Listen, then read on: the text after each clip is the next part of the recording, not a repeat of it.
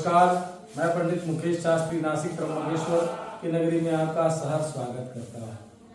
आज हम जिस नगरी में बैठे हैं यह है त्र्यंबक भूमि, जहाँ ब्रह्मा, विष्णु और महेश तीनों देवताओं का समागम होता है।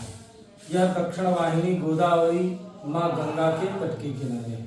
गोदावरी महाभागे महापातक नाशिनी धर्मार्थ काम मोक्षाणाम मुक्ति भुक्ति प्रदायिनी। यह दक्षिण वाहिनी गोदावरी माँ गंगा जो पितृ ऋण से मुक्त कराती है, कर्ज बाजारी ऋण मुक्ति दिलाती है, घर में आदि व्याधि पीड़ा निवृत्ति होती है, कुछ दोषों से मुक्त कराता है।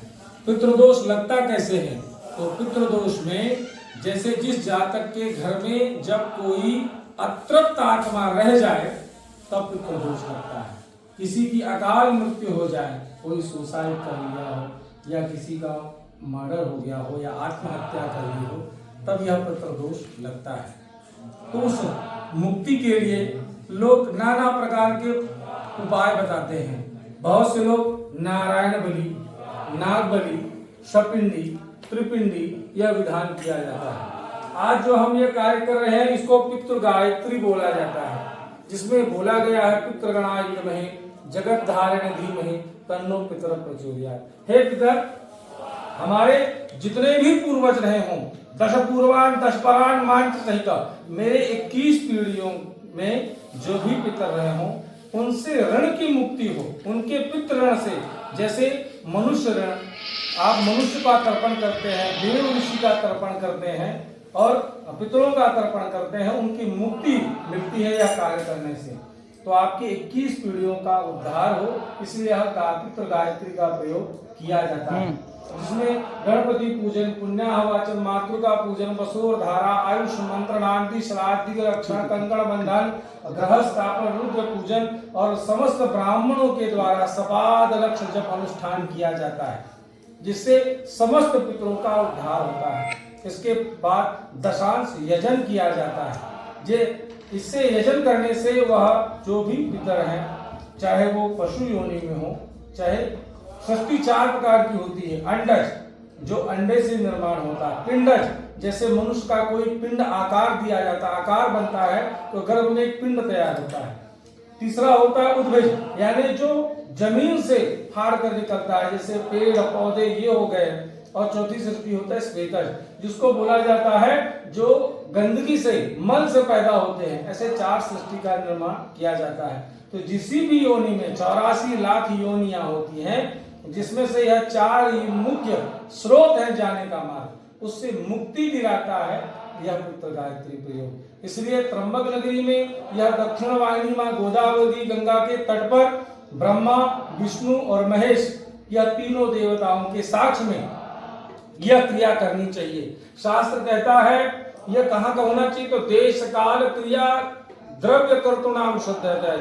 जिस देश जिस जगह पे किया जा रहा है वो जगह सही होनी चाहिए, जिस समय पर कर रहे हैं वो समय सही होना चाहिए, काल क्रिया जिस क्रिया में कर रहे हैं वो क्रिया सही होनी चाहिए, जो खर्च किया जा रहा है वो क्या वाकई में सही खर्च किया जा रहा है। नहीं तो पंडित जी 2100 रुपया में पुत्र दोष शांति होती है, अगर पैसे में 2100 रुपया में खत्म हो तो दुनिया करके चली जाए।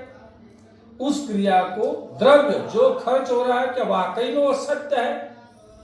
द्रव्य सही खर्च होना चाहिए। कर्तुणाम शुद्धता, करने वाले की और पूजा कराने वाले की।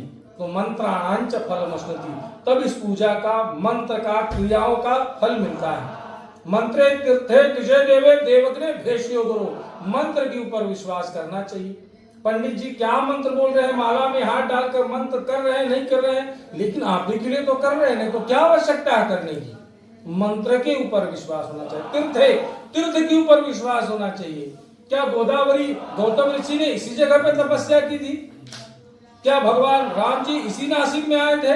क्या भगवान त्र्यंबकराज इसी जमीन से उद्गम हुआ है, प्रतिष्ठित हुए हैं? इसका प्रूफ मानने कुछ चीजें ऐसी होती हैं जो मानना पड़ता है। इसलिए मंत्र तीर्थ के ऊपर विश्वास होना चाहिए। मंत्र तीर्थ द्विज यानी ब्राह्मण के ऊपर होना चाहिए। ऐसा नहीं दाढ़ी वाली पंडित जी का ज्यादा आवाज इसलिए उनको ज्यादा आता होगा, दूसरे पंडित जी को नहीं आता इसलिए उनको नहीं आता होगा, ऐसा नहीं है। अग्नि का तिनका छोटा हो या बड़ा हो, पावर उतनी ही जनरेट करेगा। इसलिए ब्राह्मण के ऊपर विश्वास करना चाहिए। मनते तुर्दे दुजे देवे देवग्ने भेषो गुरु, भगवान के ऊपर विश्वास होना चाहिए और गुरु के ऊपर विश्वास होना चाहिए। यह चीजें जब आपका विश्वास बैठेगा तब इस कार्य का फल आपको मिलेगा। इसमें कोई चीज आपको ना समझ में आए, निसंकोच मुझसे मेरे YouTube चैनल पे मेरे कमेंट बॉक्स करके में आप पूछ सकते हैं या फिर मुझे WhatsApp में पूछ सकते हैं। मैं पंडित मुकेश शास्त्री, नासिक त्र्यंबकेश्वर। हर हर महादेव।